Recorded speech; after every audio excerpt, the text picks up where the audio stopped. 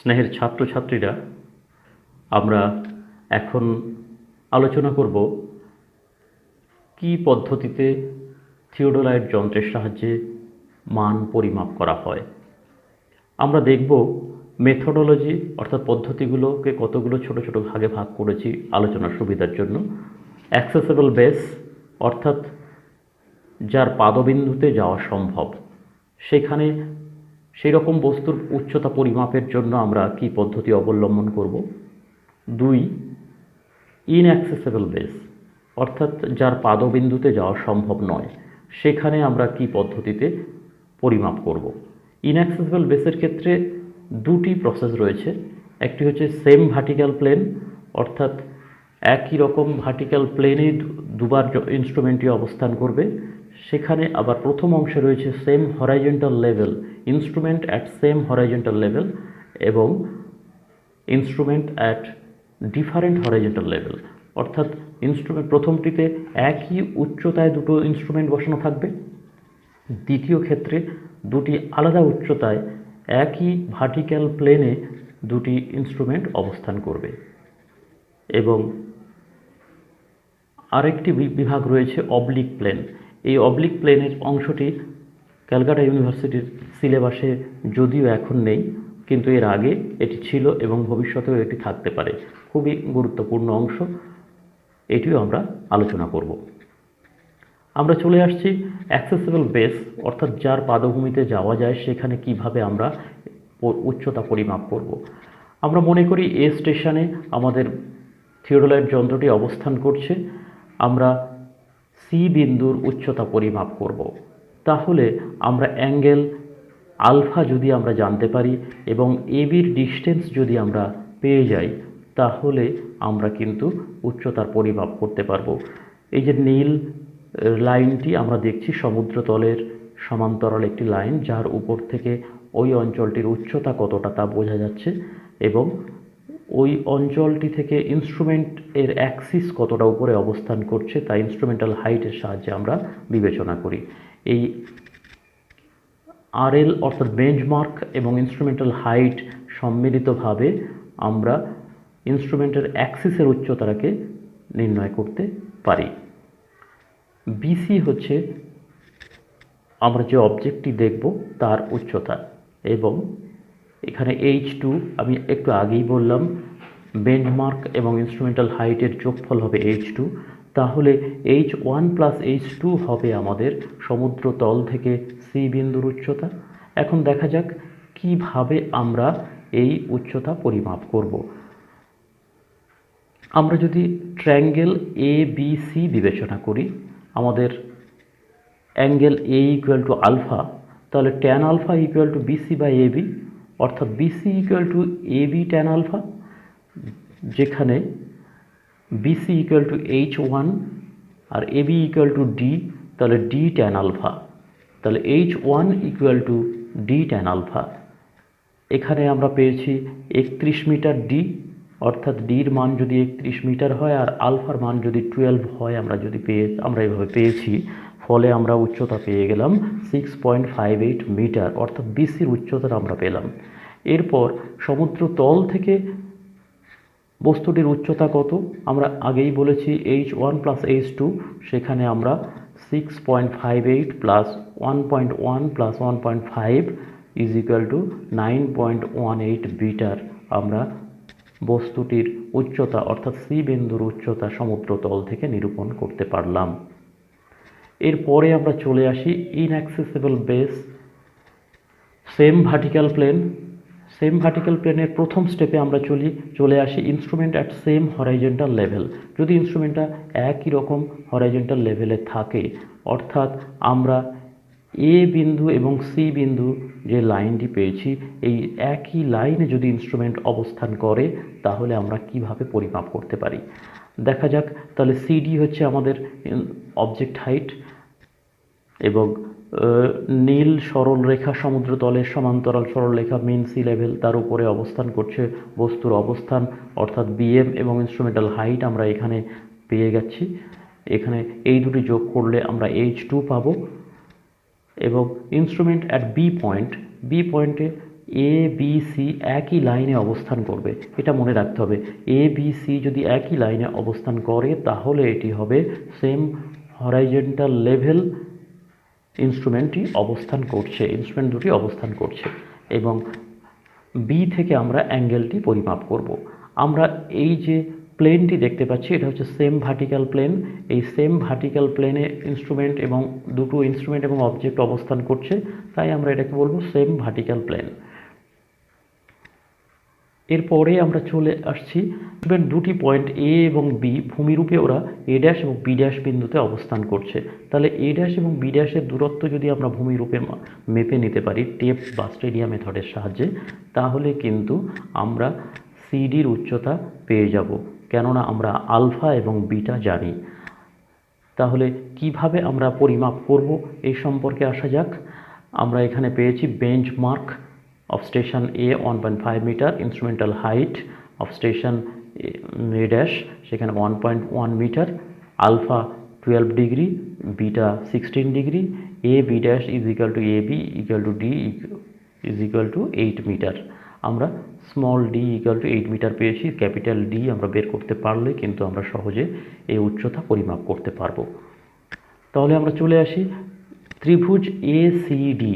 মনে রাখতে হবে বড় ত্রিভুজটি এ সি ডি, এক্ষেত্রে tan alpha equal to CD by AC, অর্থাৎ CD equal to AC tan alpha. AC equal to আমরা জানি d plus small d plus capital D tan alpha. এসির দূরত্ব আমরা দুটো ভাগে ভাগ করছি, একটা স্মল ডি আর ক্যাপিটাল ডি। আমরা স্মল ডির মান জানি, তাই আমরা এখান থেকে আমরা ক্যাপিটাল ডির মান বের করতে পারবো।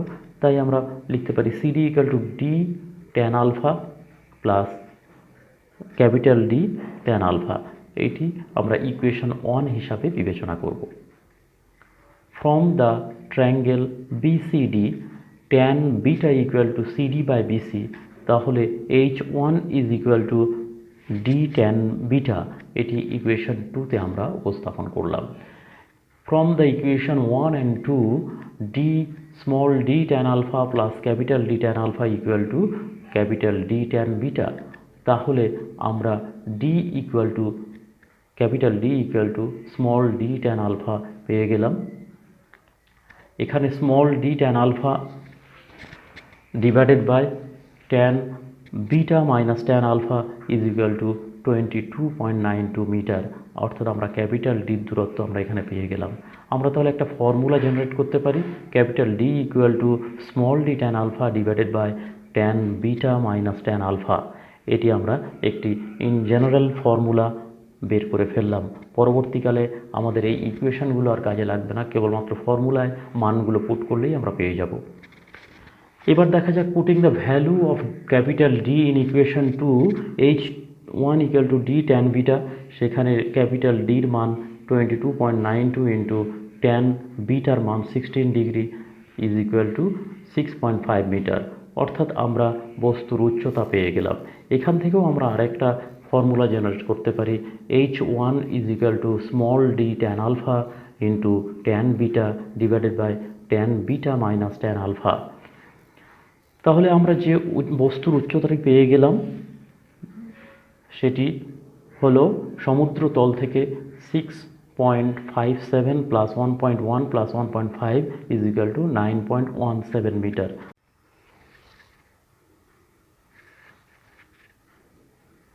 আমরা এরপরে চলে আসছি inaccessible base same vertical plane instrument at different horizontal level. মনে রাখতে হবে ইনস্ট্রুমেন্ট সেম ভার্টিক্যাল প্লেন ঠিকই, কিন্তু দুটির উচ্চতা আলাদা। এক্ষেত্রে আমাদের ক্যালকুলেশনটা একটু অন্যরকম হবে। আমরা দেখে নেব অ্যাঙ্গেল বিসিডি, যেখানে বি কোণের মান বিটা, আবার একইভাবে বিইএফ, যেখানে এফ কোণের মানও বিটা, যেহেতু দুটো একান্তর কোণ।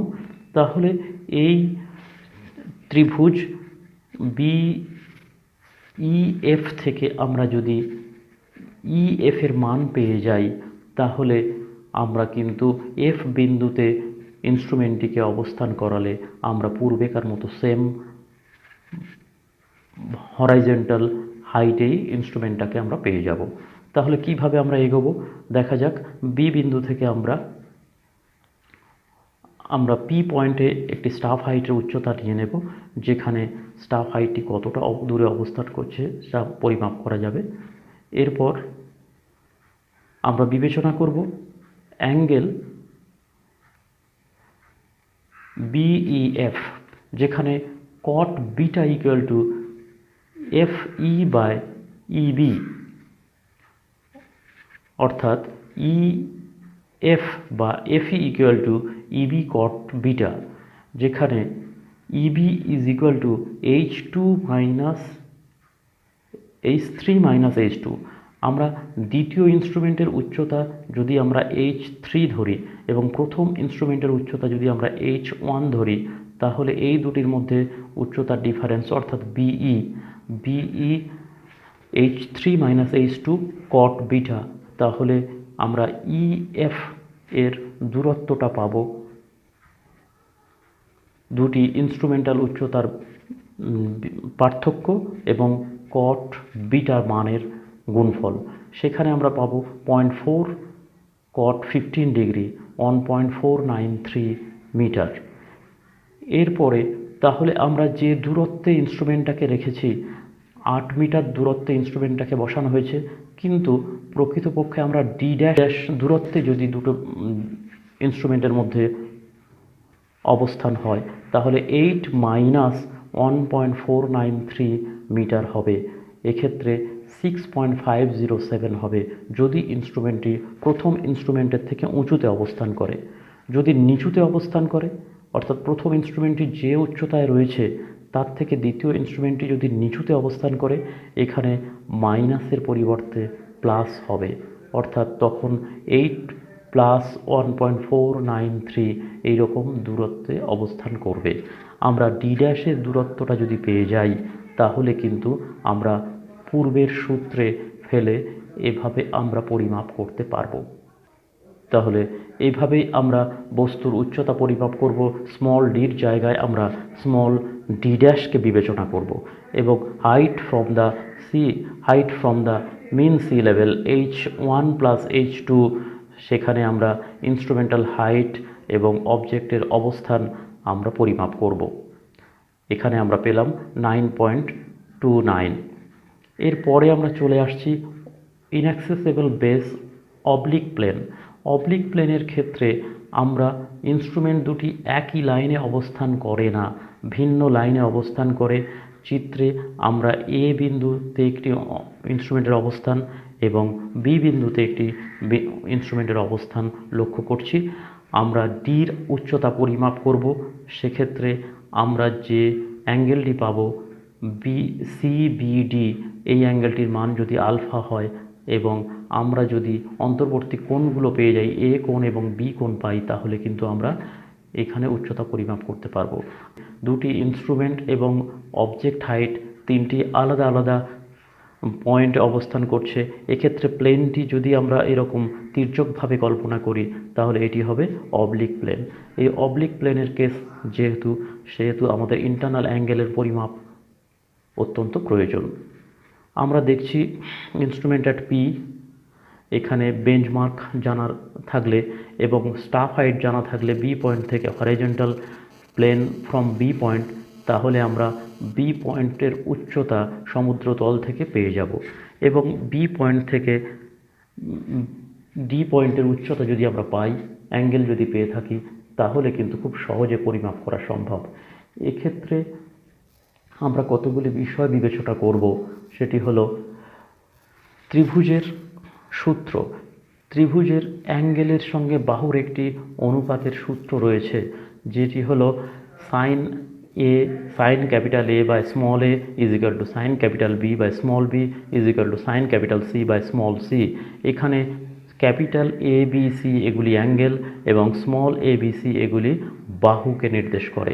তাহলে এই সূত্রে আমরা যদি sine 75 degree by A is equal to sine 50 degree by 7 বিবেচনা করি, তাহলে আমরা এ বাহুর ডিস্টেন্স পেয়ে যাব এবং এ বাহুর ডিস্টেন্স পাওয়ার সঙ্গে সঙ্গে আমরা কিন্তু আলফা যদি আমরা জানি, তাহলে কিন্তু ডিসির উচ্চতা পরিমাপ করা আমাদের কাছে অত্যন্ত সহজ হবে। ছাত্রছাত্রীরা, এরপরে আমরা চলে আসি reading of vernier scale in theodolite. Theodolite যন্ত্রে যে ভার্নিয়ার স্কেল রয়েছে তার আমরা মান কিভাবে নেব। আমরা দেখব যে সেখানে smallest main scale division D কত আছে। ডি হচ্ছে 20 minute. Number of vernier division N সেখানে 60। সুতরাং আমরা ভার্নিয়ার কনস্ট্যান্ট অর্থাৎ VC equal to D by N সূত্রে ব্যবহার করে আমরা ভার্নিয়ার কনস্ট্যান্ট পাবো 20 সেকেন্ড। ঠিক আছে। ভার্নিয়ার স্কেল ভিসির ক্ষেত্রে আমরা দেখছি মানটা এখানে মেন স্কেল অ্যারো চিহ্নে দেখানো হয়েছে, এটি হচ্ছে মেন স্কেল এবং এবারে এটি রয়েছে ভার্নিয়ার স্কেল রিডিং। এই মেন স্কেল এবং ভার্নিয়ার স্কেল রিডিং পরিমাপ করতে গেলে কতগুলো জিনিস আমাদের জানতে হবে। ভার্নিয়ার স্কেলে মোট কতগুলি পার্ট আছে, টোটাল ভার্নিয়ার ডিভিশন হচ্ছে এখানে যে মান লেখা আছে 20, আর প্রতিটির মধ্যে 3টে করে ভাগ আছে, তাই 20 × 3 = 60। তাহলে স্মলেস্ট মেন স্কেল ডিভিশন আমরা পেতে গেলে মেন স্কেল ডিভিশন এপারে আমরা দেখছি যে 1 ডিগ্রির মধ্যে 3টে ভাগ আছে অর্থাৎ 20 মিনিট করে স্মলেস্ট মেন স্কেল ডিভিশন। আর নাম্বার অফ ভার্নিয়ার ডিভিশন এখানে আমরা পেলাম 60। ঠিক আছে। এরপরে দেখো আমরা যে টোটাল মান নেওয়ার জন্য আমরা দেখছি এই অ্যারো চিহ্নটি 15 ডিগ্রিকে নির্দেশ করছে। তারপরে এই অ্যারো চিহ্ন অর্থাৎ 0টি কোথায় অবস্থান করছে দেখা গেল এটি 16 ডিগ্রির ঠিক একটু পরে। তাহলে আমরা মেন স্কেলে সরাসরি 16 ডিগ্রি পেয়ে গেলাম। এবার 16 ডিগ্রির পরে কতটুকু সরে আছে সেটুকু জানতে গেলে পয়েন্ট অফ কোইন্সিডেন্ট, এখানে যে ব্লুইশ লাইনটি এলো, এই ব্লুইশ লাইনটি পয়েন্ট অফ কোইন্সিডেন্টকে নির্দেশ করছে। এখানে মান 7, অর্থাৎ তাহলে আমরা কি পেলাম, মেন স্কেল রিডিং হচ্ছে 16 আর পয়েন্ট অফ কোইন্সিডেন্ট হচ্ছে 7, আর ভিসি আমরা আগেই বের করে নিয়েছি 20 সেকেন্ড।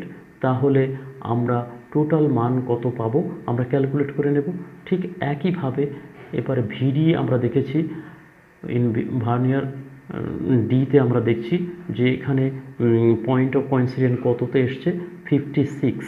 তাহলে আমরা ট্যাবুলেশনের ক্ষেত্রে অ্যাকুরেট মান নেওয়ার জন্য আমরা যেটা করব সেটা হচ্ছে লেফট ফেসে ভিসি মেন স্কেল রিডিং আমরা 16 ডিগ্রি আর পয়েন্ট অফ কোইন্সিডেন্স 7 পেয়েছিলাম, ভার্নিয়ার কনস্ট্যান্ট 20, তাহলে ভার্নিয়ার স্কেল রিডিং ছিল 140।